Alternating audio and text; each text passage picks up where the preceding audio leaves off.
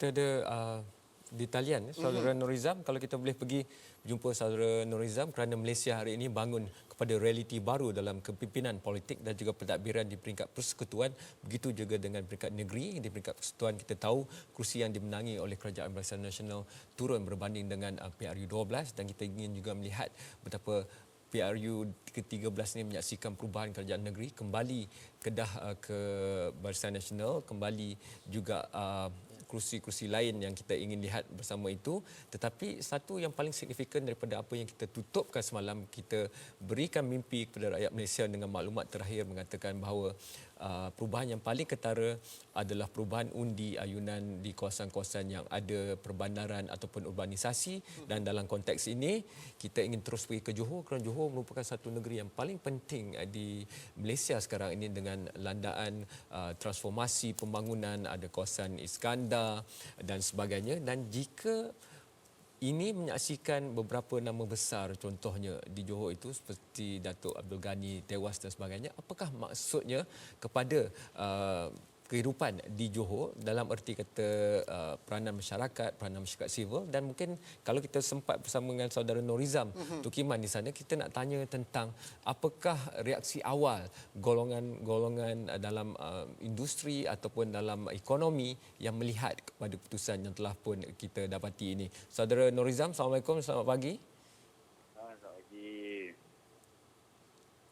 Saudara Nurizam, ada reaksi awal terhadap keputusan PRU 13 terutamanya di Johor? Saya bukan untuk pembangunan untuk Iskandar Malaysia ni, bila pilihan raya ni agak berdebar-debar sikit lah. Okey. Tapi dah tahu dah jawapan dia sekarang ni. Saya pengundi Gelang Patah. Okey. Tapi itulah Limpi Siang dah menangi parlimen. Apa pun kita ucap tahniah lah. Tapi untuk keseluruhannya, Johor masih lagi tak berubah daripada Barisan Nasional, masih tetap di Barisan Nasional. Tahniah kepada pemenang-pemenang di Johor lah. Barisan Nasional masih menang lah. Saudara Nurizam, tewasnya Datuk Abdul Ghani di Gelang Patah ni, apakah signifikannya itu pada pandangan rakyat dan masyarakat di Johor yang sebelum ini, sejak sebelum merdeka lagi, begitu selesa dengan negeri kelahiran UMNO dan dengan kepercayaan bahawa pemikiran kemajmukan di negeri Johor itu begitu bersandarkan pada jalan tengah ataupun wasatiyah seperti yang diwawarkan oleh Datuk Seri Muhammad Najib semalam. Tapi itu pada ramai rakyat Johor dan penganalisis yang datang ke Astro One mengatakan bahawa itu sebelum ini mereka rasakan sudah begitu kukuh pendekatan tengah itu di Johor. Tetapi kalau saya lihat kenyataan awal Datuk Abdul Ghani mengatakan bahawa beliau memberikan sebab kenapa kekalahan di Gelang Patah itu, terutamanya kerana mungkin rakyat Johor kawasan itu terbuai sentimen mereka dengan landaan kempen, manifesto dan apa yang dikatakan oleh pihak pembangkang, dan itu menyebabkan mereka kali ini memilih untuk beralih arah. Apakah pandangan saudara Nurizam tentang perkara itu? Pada saya sebenarnya untuk pilihan raya yang kali ini, yang Gelang Patah, yang mana merupakan kubu kuat kepada Barisan Nasional, tak pernah kalah. Ya. Gelang Patah tak pernah kalah. So first time ni kalah. Pada saya bukannya isu pembangunan, bukannya isu-isu Iskandar Malaysia, bukan. Tapi lebih kepada macam seperti yang dimaklumkan oleh Perdana Menteri semalam, dia lebih kepada sentimen, kepada isu-isu berkaitan dengan kaum, yang mana dia menunjukkan Limpi Siang ni pejuang bangsa Cina. Saya sendiri memang adalah pengundi di Gelang Patah. Saya nampak majoriti pengundi-pengundi sana, dia orang lebih tertumpu kepada isu yang sensitif, iaitu perkauman. So saya harap walau bagaimanapun untuk keseluruhannya Johor kekal di bawah BN, sebab banyak orang yang beranggapan Johor akan berubah tangan. Turut Siang ke Gelang Patah, dia akan bawa tsunami keseluruhan kepada Barisan Nasional di Johor. Tapi sebenarnya masih lagi berjaya, walaupun kita ada yang terlepas ke tangan Barisan Pakatan Rakyat dan Pakatan Rakyat, tapi keseluruhannya masih lagi Barisan Nasional.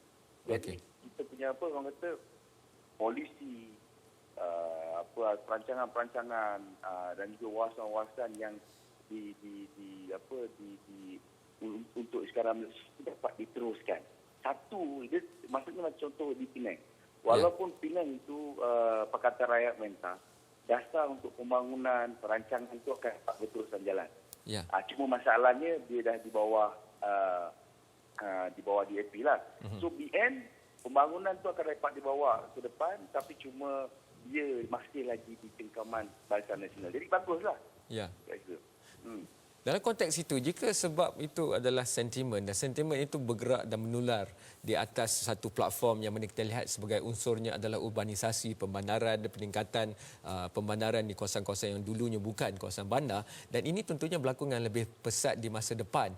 Kalau kita melihat kepada projek Iskandar dan sebagainya yang berlangsung di Johor ketika ini dan Pakatan Rakyat ke dalam negeri Johor yang tak pernah berlaku ini. Adakah ini memberikan keyakinan bahawa di masa depan ini akan terus berlaku atau bagaimana? Tak, macam saya sebutkan tadi, dia bukan kepada pembangunan. Okey. Dia sebenarnya lebih kepada isu yang saya kira itu perkauman. Sebab majoriti pengundi lebih kurang agak 54, 55% sampai 55%. Kerana pengundi itu adalah lebih kepada Cina, yang tu lebih menyokong pada DAP. Pada saya contoh, kalau di Johor Bahru, kita nampak sebenarnya kat situ orang kata yang menang Tan Sri Said Samad. Ya. Jadi Tan Sri Said Samad dia bukan, kalau DAP bertanding dekat Johor Bahru mungkin ada kesan juga sebenarnya. Okey. Jadi untuk keseluruhannya pada saya ini kerajaan perlu lihat. Kerajaan perlu lihat supaya pastikan bangunan-bangunan di kawasan-kawasan utama di seluruh Malaysia, pastikan ada orang kata komuniti yang seimbang di kawasan tersebut. Dia tak nak satu kaum mendominasi. Kita nak macam di Kuala Lumpur kalau boleh, bukan saja kalau boleh di Johor pun, di Kuala Lumpur, di kawasan-kawasan yang besar, pastikan supaya adanya orang kata keseimbangan daripada pengundi-pengundi itu. Ini kita nak supaya Malaysia terus kekal dalam keadaan pembangunan yang seimbang. Saudara Nur Rizam, tengok kerusi P163 Kulai bagaimana kemenangan Teo Ni Ching yang datang dari luar itu, wakil DAP. Itu pun sama macam saya nampak. Jadi lebih kawasan Kulai adalah kawasan yang didominasi oleh kaum Cina. Okey. Jadi sebenarnya DAP menang kalau tengok untuk seluruh, bukan kawasan di Johor saja, di seluruh Malaysia, kawasan yang dimenangi oleh pembangkang kalau DAP, sebab kali ini DAP kursi lebih banyak daripada Pakatan daripada hal yang lain. Jadi itu lebih kepada itulah yang isu. Okey, kalau itu sebabnya di Kulai, bagaimana di P150 Batu Pahat? Tewasnya Dr. Fuad Zakashi. Datuk Fuad Zakashi, ini cerita unik lah. Sebab saya rasa mungkin, tapi walau macam mana pengundi Cina ada di sana. Yang besar, kuantiti yang besar kat situ. Okey. Jadi harapan pembangunan akan tetap berjalan, mungkin lebih pesat lagi di Johor walaupun apa keputusan ini, Saudara Nur Rizam, keyakinan pelabur itu masih strategik? Yang pasti. Pelabur-pelabur asing, pelabur-pelabur tempatan yang nak melabur di kawasan Iskandar Malaysia, yang mana Nusajaya adalah pusatnya. Ingat, Nusajaya masih lagi di bawah Barisan Nasional. Ya, betul.